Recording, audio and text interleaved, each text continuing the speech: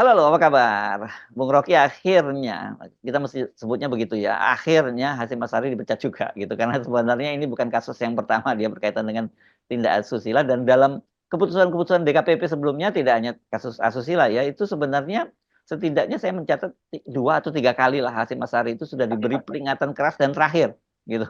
Dan kemudian ketika dia kemudian diberi peringatan keras dan terakhir lagi orang bertanya kenapa terakhir melulu. Rupanya sekarang DKPP akhirnya memecat juga Hasyim Asyari dan lucunya ini ketika kemudian dia dipecat pun banyak yang berspekulasi tugasnya Hasyim mungkin udah selesai jadi sekarang dipecat gitu.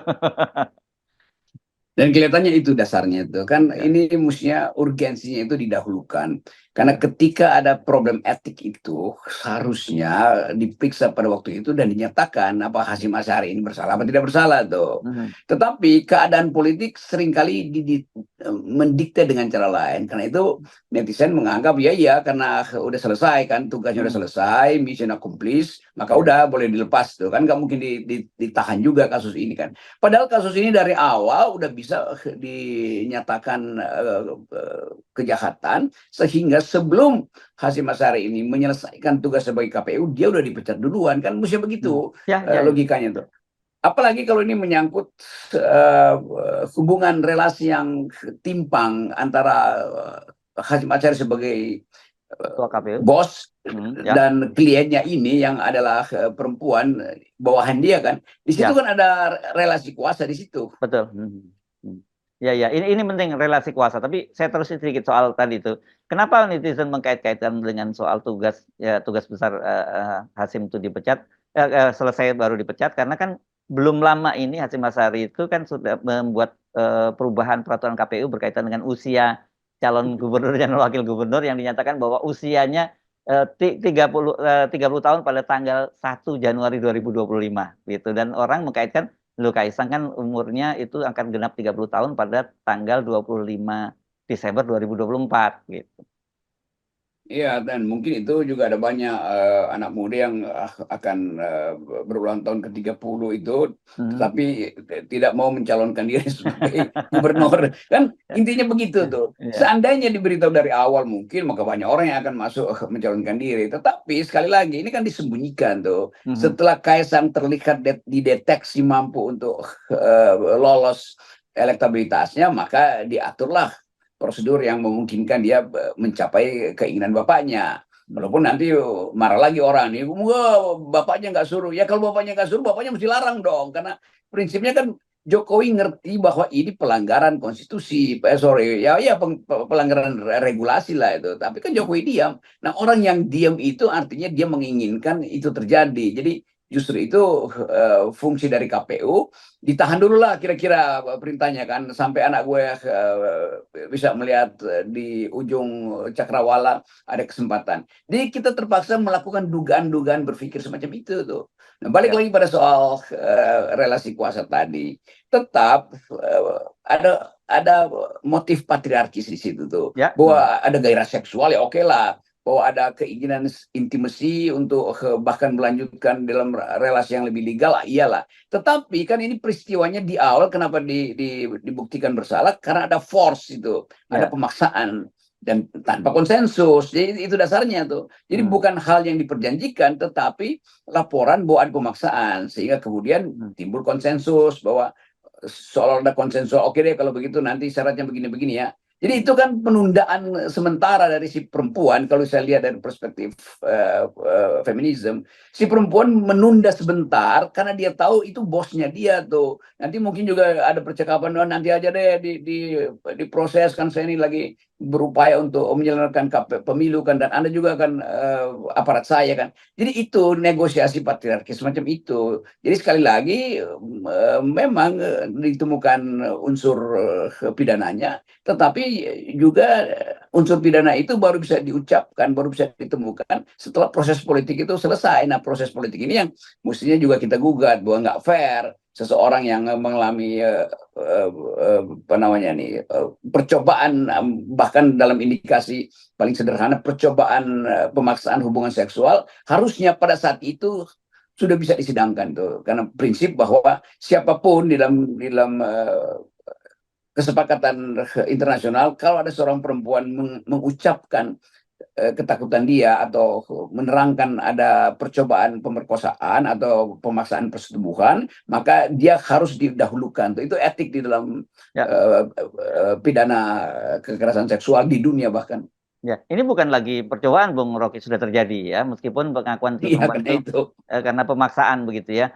Nah, yang menarik itu adalah motivasi dari si perempuan ini. Biasanya kan perempuan seperti ini biasanya nggak berani bicara gitu ya, Bung Rocky ya, berani. Nah, kali ini dia berani bicara dan alasannya, dan dia bicara kepada wartawan, meskipun tadinya wartawan mencoba menuliskan namanya dengan inisial nama CAT, tapi karena kemudian dia speak up ya kemudian ditulis namanya begitu ya, Cindra, namanya Cindra Aditi Tejakingkin. Dia menyatakan bahwa mengapa dia speak up ini karena dia ingin memberikan inspirasi kepada perempuan-perempuan lain yang mengalami kasus serupa gitu untuk berani berbicara. Ini luar biasa juga ini, Bung Rocky. Ya, itu hal yang bukan menguntungkan, menyenangkan bahwa ada penanda baru bahwa tadinya perempuan kalau dia mengalami kekerasan seksual dia cenderung untuk menahan atau menyimpan peristiwa itu, sehingga dia disebut the unspeakable, nggak mampu bicara karena dua hal dia mesti hadapi. Pertama, kekuasaan, dan dia tahu bahwa dia akan kalah, akan dianggap bahwa ya Anda kan perempuan, pasti Anda yang mancing duluan gitu kan. Namanya perempuan itu dianggap the root of all evil. Nah, sekarang mereka karena perubahan paradigma dunia dalam rangka kesetaraan gender itu, apalagi di Eropa misalnya, maka lingkungan itu membuat dia mampu untuk speakable. Jadi dari the unspeakable sekarang dia menjadi the unstoppable. Jadi dia bicara aja terus-menerus sehingga ada edukasi baru tuh supaya didengar oleh publik bahwa suara perempuan, apalagi yang mengalami kekerasan seksual, itu adalah suara yang tidak boleh didiamkan hanya karena relasi ofisial dia atau relasi keresmian dia sebagai pejabat. Tidak, setiap orang yang mengalami tindakan pemaksaan, dia laki apa dia perempuan, itu artinya otonomi tubuh dia itu sudah dirusak, sudah diintervensi oleh seseorang yang memaksakan hubungan seksual. Nah, di situ kejahatan dimulai itu. Jadi tetap prinsipnya kalau perempuan bilang tidak, itu harus dihormati. Tidak, itu jangan dibujuk-bujuk lagi dengan janji. Nah, janji itu juga adalah bagian dari tambahan kekerasan kan. Oh, saya janji akan gini-gini, walaupun akhirnya janji itu dibuat misalnya ditulis oleh tangan si perempuan, tapi harus dianggap dia dibuat tekanan karena tadi relasi kuasa antara laki-laki dan perempuan, apalagi antara atasan dan bawahan. Ya, ya. Nah, tapi dalam kasus Hasyim Asyari ini kan sebenarnya ini bukan kasus yang pertama kali, Bung Rocky ya. Kalau dalam perspektif pidana disebut residif. Ini kan pernah terjadi pada sebelumnya dengan Hasnaini Muin, Ketua Umum Partai Republik Satu begitu.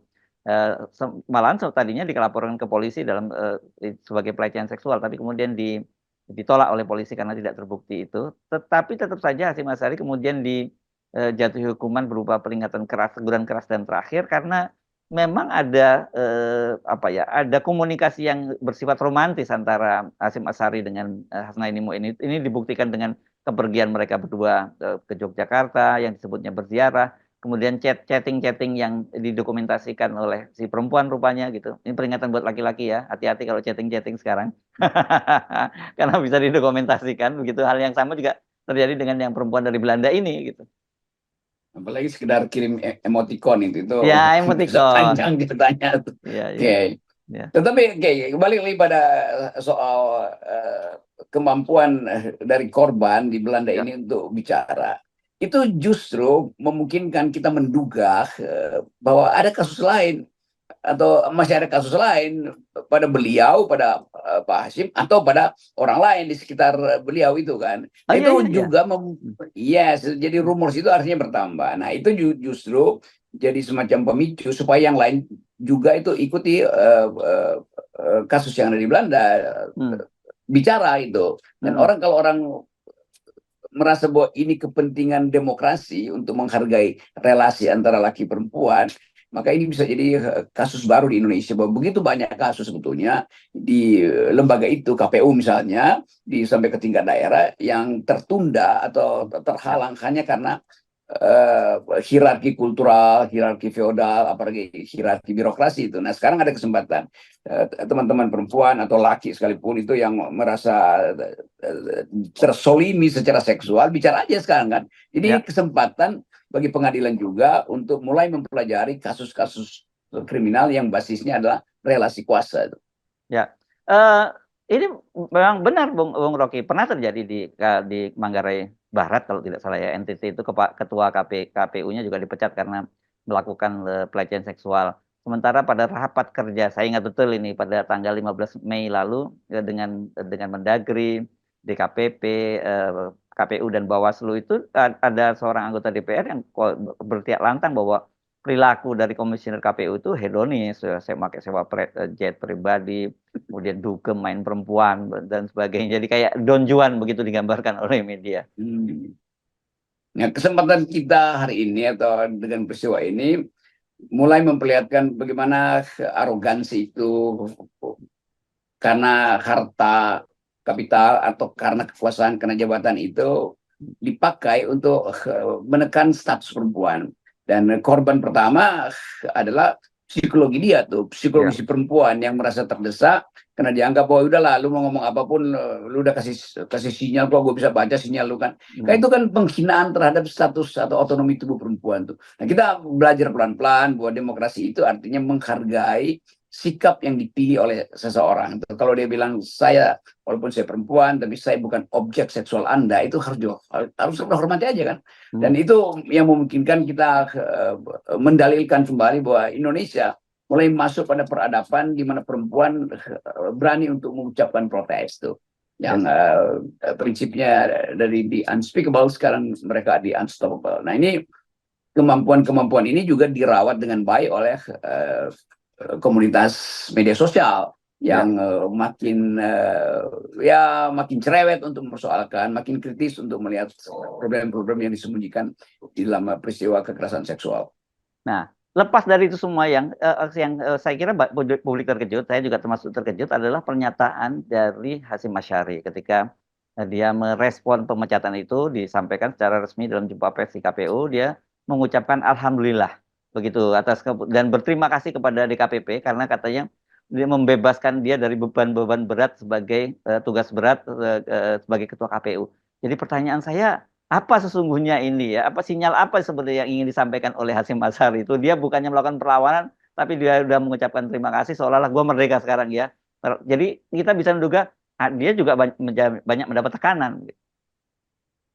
Iya, tapi tetap kita pindahkan dulu sementara pada kasus pelecehan seksual. Kan mestinya ada semacam kesadaran bahwa iya itu salah supaya Pak Hasyim itu kasih contoh bahwa iya sama-sama orang dewasa tetapi tidak boleh ada pemaksaan, kan itu pesannya kan, bukan dengan ya justru berterima kasih, itu kan wilayah lain tuh, walaupun orang akan lihat ya kalau begitu dari awal dia tahu bahwa dia salah dong, tapi dia harus melakukan dulu atau bahkan karena ada pihak lain di atasan dari Hasyim yang tahu peristiwa ini, maka Hasyim ditekan untuk oke, lu mesti ikuti gue ya, kalau nggak gue buka nih kasus ini nih. Kan itu intinya kan. Jadi mungkin juga begitu pembacaan kita bahwa Hasyim Asyari memang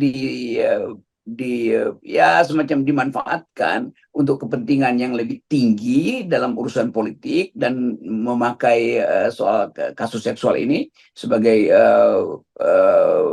bahan bujukan atau bahan tawanan buat dia kan. Nah, itu dia yang menarik ya, tawanan. Jadi kalau dalam kasus-kasus lain itu kasus-kasus korupsi, dalam kasus ini kasus wanita gitu ya. Iya, itu juga sering dipakai sebagai alasan tuh. Tapi sekali lagi saya hanya ingin fokus bahwa hak perempuan untuk mengatakan tidak dan no is no itu, bahwa soalnya tidak mungkin lagi didiplomasikan. Bukan dia udah konsensus bahwa ini ada perjanjian ini, enggak. Itu soal lain tuh, karena tetap konsensus bisa dibikin di bawah tekanan. Yes, kita nolkan semua tekanan-tekanan terhadap relasi kuasa antara pria dan wanita. Tapi sebaliknya juga wanita kepada pria ya dalam hal relasi kuasa ya, Bung Rocky ya. Sama itu, jadi pria ke pria, di mana ada relasi kuasa di situ berlangsung arogansi, dan arogansi yang paling berbahaya kalau itu berupa paksaan seksual, karena itu menyangkut otonomi dan batin seseorang. Baik, makasih Bung Rocky.